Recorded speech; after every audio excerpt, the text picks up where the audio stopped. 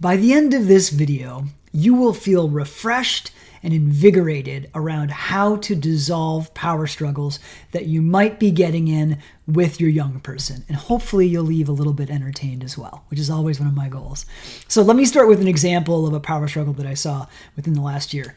There was this father and this son, and this father really struggled with having influence over his son. His son was especially, I would say, a bit more rebellious and wanted to do his own thing, had, I would call, some entitlement kind of going on, and just felt like he deserved things and he didn't really have to work for them. He was relatively more self-centered than the average teenager. He struggled a bit. I mean, a good kid, right? But he just really needed some just firm boundaries and not a talking to, right? Because this young man just didn't care. Anytime his parents tried to teach him something or impart a lesson from their wisdom and their experience, which they had plenty actually and a lot to teach him, he would just kind of talk to the hand because the wrist is pissed. Kind of a thing with him, right? So here's an example. The parents were tracking how fast he was driving on an app because he was driving pretty irresponsibly. They gave him the benefit of the doubt. He went through the motions of getting his license. They kind of gave him little stages of taking responsibility. He did okay, but he was starting to speed. And they were noticing this because they get an alert every time he went over 85 miles an hour and 80 miles an hour, which isn't okay. I agree with them on that point. So they would get this ping, and then they would have this discussion where they're kind of like, hey, let's call him Jake. Hey, Jake, you can't drive that fast. It's very dangerous. And he'd be like, it's fine, bro. No one's even around, and they'd be like, it doesn't matter if anyone's around. You can't drive that fast. It's unsafe. Something could happen. He's like, everything's going to be fine, bro. And he'd call his parents bro. Everything's going to be fine, bro. It's not that bad. I'm fine. I'm a good driver, and it just would go on and on. You get the flavor of it, right? What would happen is that the parents are trying to convince him that what he was doing was unsafe, which it was. He wasn't open to being convinced. He wasn't open to seeing that what he was doing was an unsafe act and could have killed himself or someone else or severely hurt them. Or you get it, right? It's not okay that he does that. So the anatomy of that moment, let's just break it down, was the following. One, you've got a pretty driven, stubborn, self-centered, wanting to do it his own way young man. Maybe not that unusual in our world. Fine. You have some parents who are very frustrated, understandably, who want their kid, need their kid, are demanding that their kid follow certain rules.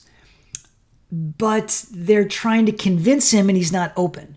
I mean, you've probably experienced this thousands of times where you're trying to get your kid to see things a certain way and they just don't want to. They're just not open to it, right? This is where it's just let the structure do the work and say nothing, right?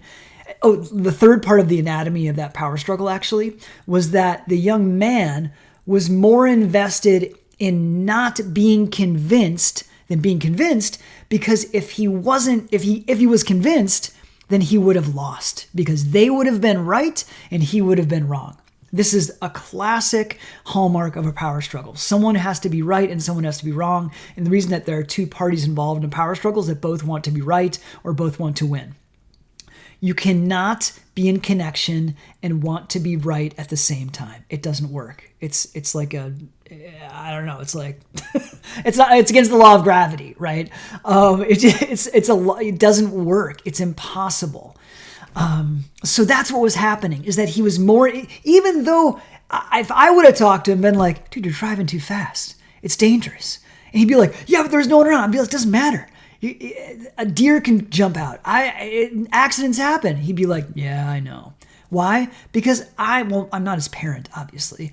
Most importantly, to a neutral party. And there's not and I'm okay being wrong and right. And he was being okay being wrong with me. Because there isn't that struggle of power, of being like, you have to control me. And that's how he felt with his parents. And his parents wanted him to do what they told him to do. Now, so all that being said, influence comes from many ways. one thing that parents sometimes get caught in is believing that they have to teach their kids a certain lesson. They don't. Here's what teaches them the lesson. In this case is an example. The boundaries teach the lesson.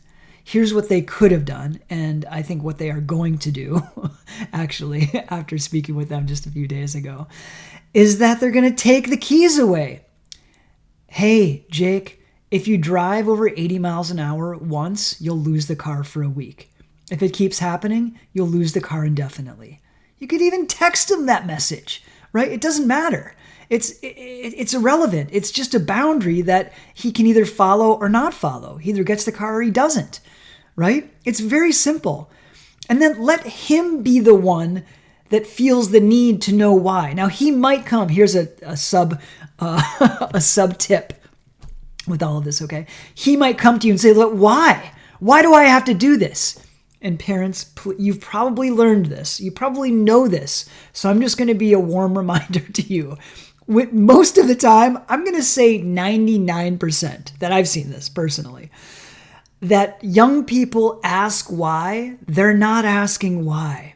They're saying, I want this thing. They're not actually asking a question. They're not curious. They're not looking for information. And they're not doing anything else that a question usually conveys. They are really saying, I'm going to engage in this conversation long enough so that I wear you down and get what I want. Question mark in parentheses, right?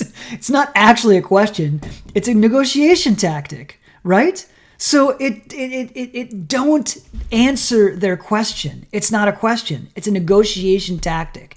And the way that you confront that negotiation tactic is not engaging. And you're just like, it's simple. Do you have any questions about the clarity of the boundary? If you go over 80 miles an hour, in fact, if you go over 10 miles per hour over the speed limit anywhere, and our app can track this. I don't know if technology can do that now. Maybe they will in the future here with you. But you'll lose the car for a week. Simple. Just don't do it.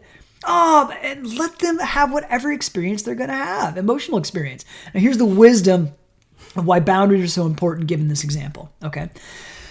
They will have to navigate emotionally their way through interfacing with that boundary. And they'll be more resilient. It's an opportunity for growth. As cliched as that sounds, it really is. Because they will be frustrated, they'll think it's stupid, and then the boundary won't change. And then they'll sort of obey. And they may or may not get the wisdom of it. It doesn't matter. People can change without having awareness as to why they are changing, right? And that is one of your roles as a parent in the teenage years and sometimes even the young adult years, right?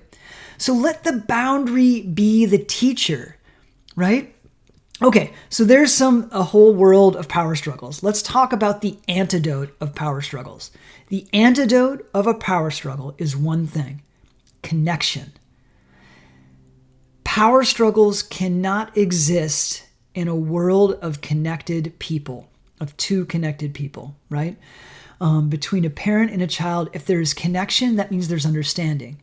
That means there's patience. That means there's an ability to be empathic and understand the other person's point of view, right? Their experience, whatever it may be.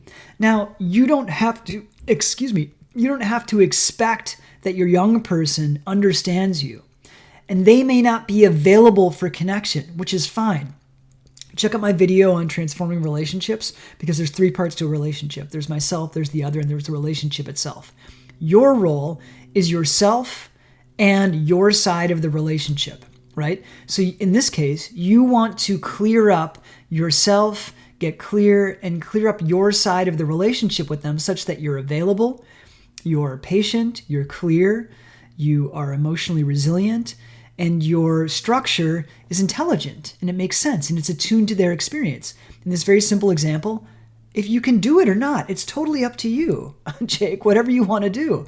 You can drive fast and you think that's fine, which is fine. Or you cannot drive fast. You don't get to use the keys. You keep the keys and use the car. It's pretty simple, right? Any questions about that? No, I just think it's stupid. Well, you're entitled to think it's stupid. I mean, you get to. Anything else? You're just an awful parent. You make such bad decisions. It doesn't make any sense. I understand. That's your perspective. Anything else? I've got to go because this isn't really a fun conversation for me. And I think you understand it. Is that true? You always do this. You just walk away. Okay. Do you want to talk about me walking away and why I do that? I'm open to having that conversation if you want. No. Okay, anything else? I'm going to leave now, right? This is just an example. This would be my style of parenting. I'm not saying it's the right style, just be my own. And there are clearly strengths and weaknesses to my style of being in a relationship with a young person. So you get it. So the antidote is get as connected as you can, but you can only be responsible for your side of the connection. You can't be responsible for how open they are. That's their choice. That's how they want to be, right? When you're in a power struggle and you want to get out of it and you're searching for how to be in that connection, be humble. Concede some things if you want. Say that you've made mistakes. Say that maybe this wasn't the best approach. Own that, maybe you started a power struggle, and are you aware, young person, Jake, that we're in a power struggle? Like, I'm realizing I just want to be right and I don't really care what you think. And I'm realizing that's not a good way to be in connection. I mean, you can feel the softness in me maybe and how you feel just watching me do this, that I might be more available to connection with you, right? So set the whole agenda aside, right? Set the topic aside. I've done this thousands and thousands of times over the tens of thousands of hours that I've spent with young people. And I've gotten in thousands of power struggles. Oh my gosh, just believe me. Like just locking horns like, I am going to win. I'm going to show you that I'm right. You're going to do what I say. I mean, I have been there and I have had my head in my hands literally thousands of times, right? So what I found that it really takes to dissolve that power struggle and to get that connection is humility. Listen, let's just talk. What's going on? Are you frustrated? Are you angry with me? Tell me, I really want to know. Well, yeah, you're so stupid. You're a bad parent. You make the worst decisions. You just do it because you want to control me. You're always trying to control me. You've been trying to control me since I was young. Oh God, I did not realize that. I hear that that's your experience, that I just want to control you all the time. Yeah. Okay. I get it. Anything else you want to tell me? Yeah. Get so that you can be in a place where you can listen, where you can get their experience, where they can feel understood. No power struggle can exist in that, right? A sidebar really quick, projection. If you know what projection is, it means, putting the unowned, unaware aspects of ourselves onto somebody else. So the greatest example in my life is that I can be a controlling person sometimes, and I can be a judgmental person sometimes, even though I don't like to admit that necessarily. It's vulnerable to do that, and it's something I'm constantly practicing. I get very triggered sometimes by controlling judgmental people, right? Because as I just admitted to you, I don't really like that part of myself. So it's easy for me to project onto somebody else. What's fascinating about projection is that it cannot exist in connection. The other person cannot project onto me if I am really connected to that person. Now, again, they can if they create a self-absorbed kind of wall or insulation where they're not open to being connected to me, then they can project onto me, right? But if I do all that I can and they actually get connected with me, it's impossible to project upon me. In fact, I've seen this happen before when people have talked about me and talked about things they didn't like, clients or young people that I've worked with, even some parents, honestly. I've talked like really poorly about me or got really triggered about something I said or did in some circumstance. And as soon as I had a conversation with them and I just listened to them, it just dissolved. Like their ideas about it, the charge around it totally dissolved. I mean, I took a degree of ownership for the impact that I had on them, of course. But it made a huge difference because the projection couldn't continue to exist because I was available for connection, right? Okay, so we're back now to what to do about the power struggle. Connect, right? Concede. Be humble. Admit that you've made mistakes. Admit that there were weaknesses or things that you wish you would have done, that there are areas of growth in this for you, right? And invite them to share without being obligated to, right? Invite them to vent, invite them to hear what they have to say. They have to do it appropriately, of course. They're not going to smash things or be violent. But if they want to be angry, let them be angry about it, right? If they're angry about structure and boundaries, it's about a 50% chance that it's not about you. It could be. It definitely could be, but it may not be about you. All right. So we covered a whole world of power struggles with this one example of speeding. Hopefully you got some value out of this video. If you did, give a thumbs up or subscribe or leave a comment if you like. I love reading your comments, and I will see you next time. All the best.